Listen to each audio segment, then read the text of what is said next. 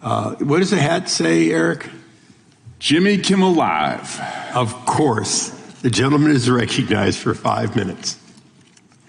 Thank you, Chairman. And I'll get to AI in a moment, but I'm not going to miss the opportunity to ask my colleagues, the proponents of free speech across the aisle and the champions who sit with me, to condemn in the harshest terms what is happening right now from our administration. The second late-night comedian has been taken off the air because the president did not like a joke.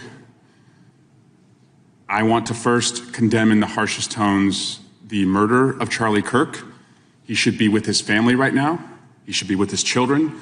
He should be alive. He had a right to say what he wanted to say to who he wanted to say without any physical violence being brought his way.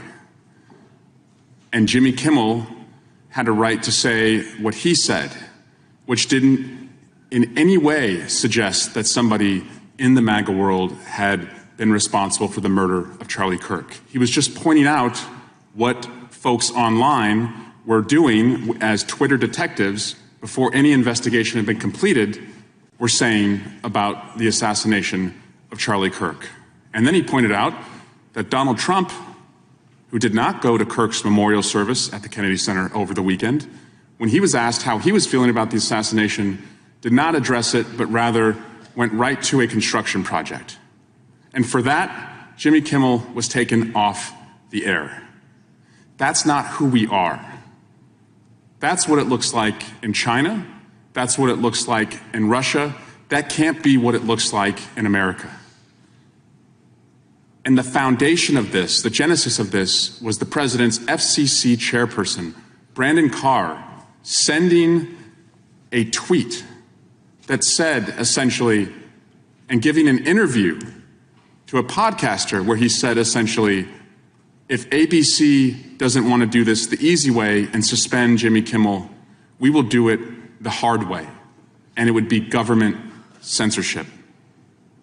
Maybe I was not loud enough in the past when Republicans spoke out against government censorship.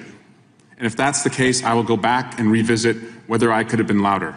But that does not mean that today Republicans are silent just in an effort to own the libs. If you didn't like cancel culture when you thought it was happening in prior administrations, you certainly can't look at what just happened in our country and accept that that is something we should live with and we should tolerate. So I want to make it clear, there's going to be a Democratic majority in just over a year.